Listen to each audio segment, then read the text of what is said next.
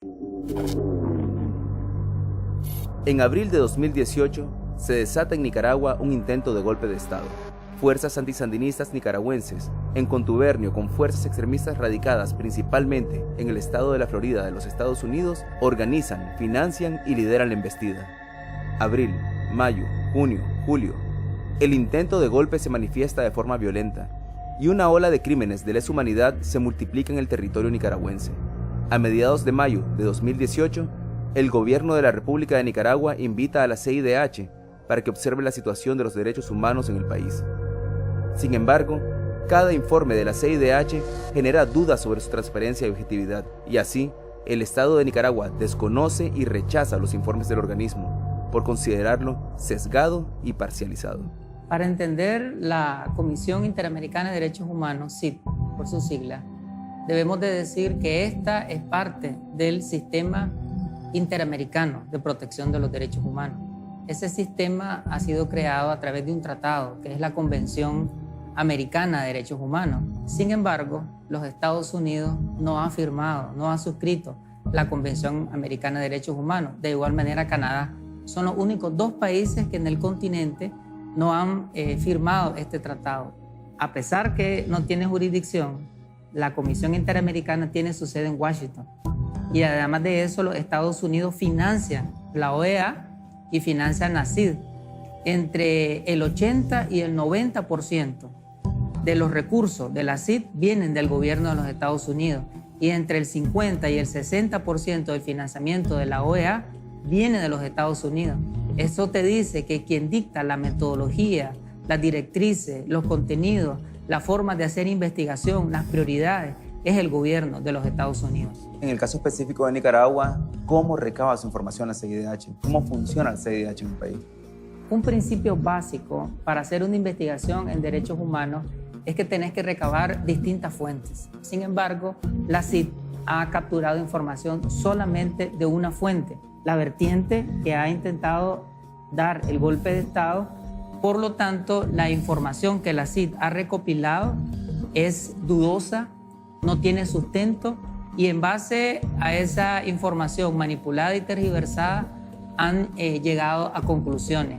Ni siquiera han tenido el tiempo para recopilar, procesar, interpretar los datos cuando ya están dando las conclusiones. Es decir, hay una manipulación en el proceso de investigación y en la organización de las conclusiones, todo con el objetivo de desacreditar, golpear la imagen, la credibilidad, la fortaleza y los logros del gobierno sandinista.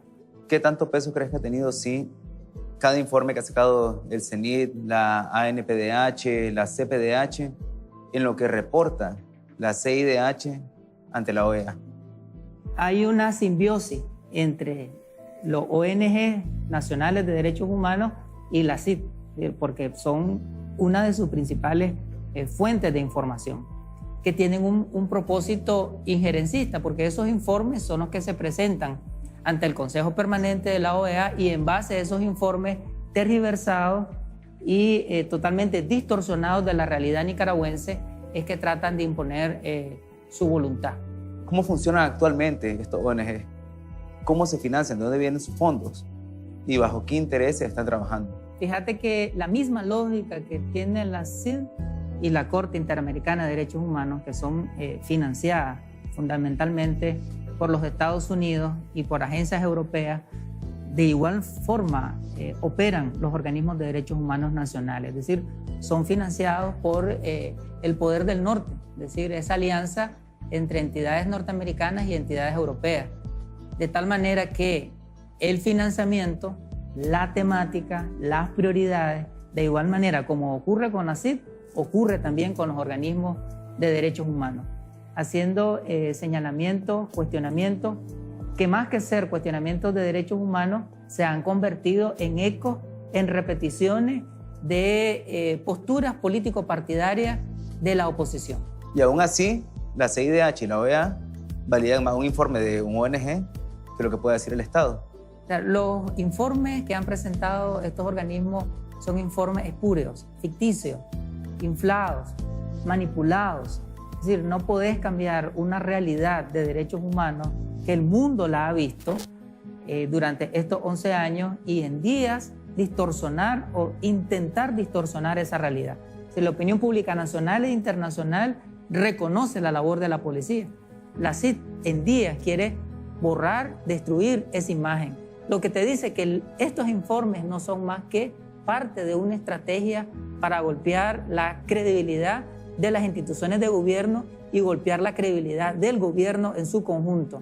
Aquí en el marco de este intento de golpe, caímos de pronto en una guerra de cifras. El Estado tiene sus números, la Comisión de la Verdad tiene sus números, la CIDH, casi que de la mano de los ONG de derechos humanos, tienen sus números. ¿Por qué validar más lo que dice un ONG que lo que puede reportar el Estado? En todo el mundo, las cifras que se deben de tomar como referencia son las cifras oficiales. Todas estas instituciones que conforman el sistema de justicia son quienes tienen la posibilidad de recopilar cifras confiables. En este golpe de Estado, una de las piezas fundamentales ha sido la mentira, la manipulación. Se ha manipulado las muertes, el número de muertes, quiénes han muerto, en qué condiciones, las causas de las muertes, quiénes propiciaron esas muertes, ha sido una constante. Esa constante de mentir alrededor de la cifra de las muertes es una pieza fundamental que se utilizó para manipular las emociones, para crear indignación en la población y para crear un colchón de opinión pública contraria al gobierno. En esas muertes incluían accidentes de tránsito, muertes ocasionadas por riña, por delincuencia común. ¿Cómo comprueban los estados la veracidad de los informes de la CIDH? ¿Hay un ente que vele por la transparencia de la CIDH? No existe. No existen órganos de control, de auditoría alrededor de los informes que presenta la CIDH. Esto se presta a una manipulación y utilización contra gobiernos que no siguen el guión de los Estados Unidos. ¿Cómo se va a determinar finalmente quiénes son los responsables y las víctimas de todos los crímenes que se dieron en este intento de golpe de Estado? ¿Cómo se va a obtener justicia y reparación para las víctimas? Tenemos que seguir fortaleciendo la conciencia de que somos un Estado soberano, libre e independiente. El garante del respeto, del cumplimiento, de la restitución de los derechos humanos es el Estado. Un Estado que se rige por su constitución política y por las leyes internas. Justicia tiene dos caras. Por un lado, todos los que han violentado el Código Penal deben de ser detenidos, procesados y sancionados de conformidad con la legislación nicaragüense. Y son las instituciones de Nicaragua las que tienen las facultades, las atribuciones para realizar esa labor de investigación y de sanción penal. Esa es una cara. Y la otra cara es reparación, resarcimiento a todas las familias que se le causó un daño psicológico, un daño a la integridad personal, un daño a sus bienes y a su propiedad. También deben de ser reparados y deben de ser resarcidos. Justicia para todas las víctimas.